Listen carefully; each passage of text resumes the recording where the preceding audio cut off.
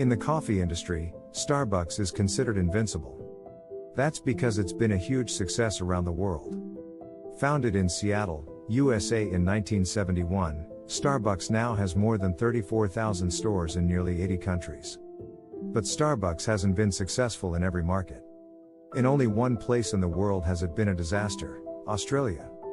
Unable to handle a deficit of nearly $140 billion, Starbucks Australia closed 70% of its stores at once in 2008. What went wrong? Starbucks began its international expansion in earnest in 1996, starting in Tokyo, Japan. It then expanded to South Korea, the United Kingdom, and even found success in China, the land of tea, which was hostile to Starbucks. But then came the dreaded enemy. It's called hubris. In fact, when Starbucks opened its first store in Sydney in July 2000, it expected the coffee business in Australia to be a piece of cake.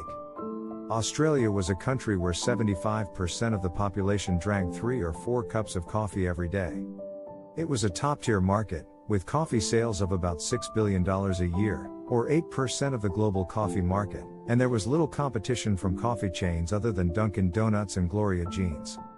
They couldn't imagine failing in Australia, where the foundations of coffee culture had been laid, so they set out to expand aggressively from the start.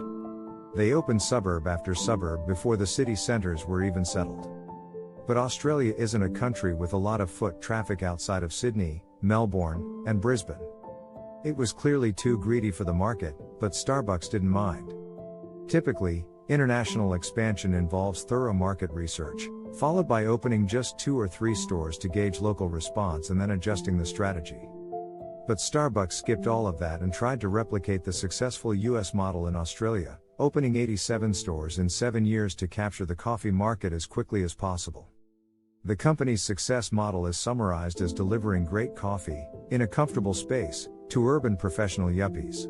Before Starbucks arrived in the United States, most coffee beans were grown in Brazil, mostly Robusta, which is easy to grow but inferior in flavor.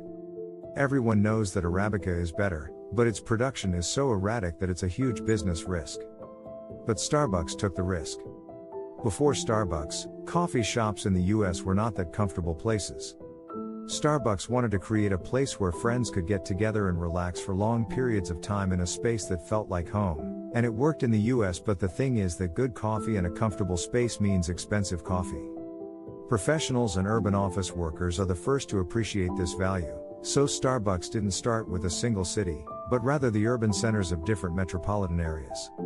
These 3 core strategies worked well not only in the US, but in other countries as well. China, Japan, and South Korea, where Starbucks was very successful at the time, all had one thing in common: they had less of a coffee culture than the United States. So did the UK, Starbucks' most successful country in Europe. But what seemed like a one-size-fits-all success strategy didn't work in Australia. Simply because the 6,500 small cafes on every corner of the city were better than Starbucks. The people who created Australia's coffee culture were Italians and Greeks who immigrated in the mid-1900s. From then on, they made premium quality coffee from freshly ground beans. They customized their coffee to suit the tastes of their regulars, so Australians, like Italians, like the harder flavors of espresso. They created the national beverage of Australia, the flat white, which is a strong latte. This tradition has been around for over 100 years. But Starbucks downplayed it and focused on blended coffees, like cappuccinos and caramel macchiatos, which are more Americanized. These coffees were far too sweet for Australian tastes, especially for espresso drinkers. Starbucks made the mistake of assuming that Australians, a fellow English-speaking country, would like sugary drinks just as much as Americans. Worse, they were far more expensive than Australian cafes. Australian coffees averaged 3.5 Australian dollars, while Starbucks coffees averaged 4.5 to 5 Australian dollars. There was no reason for Australians to pay 3 to 40% more for these coffees that didn't suit their tastes. Starbucks' concept of a comfortable place to spend time with friends was also not new to Australia. Already, Australian cafes were not just coffee shops, but places where friends, family, neighbors, and even cafe owners could get along. Australian baristas would often bring their regular customers their usual coffee without taking orders because they already knew their coffee tastes. Similarly, Australia has a coffee culture where personal connection and intimacy with the cafe owner or barista is very important, so the Starbucks culture of being served mechanically by a barista who doesn't know you well seemed dehumanizing to Australians. Add to that, the 40% faster service that Starbucks prides itself on, and it makes the Australian think Starbucks coffee experience is more like cheap fast food than a culture. And unlike baristas at local coffee shops, who have an almost artisanal image, baristas in their 20s at Starbucks made Australians even more suspicious of the taste of their coffee.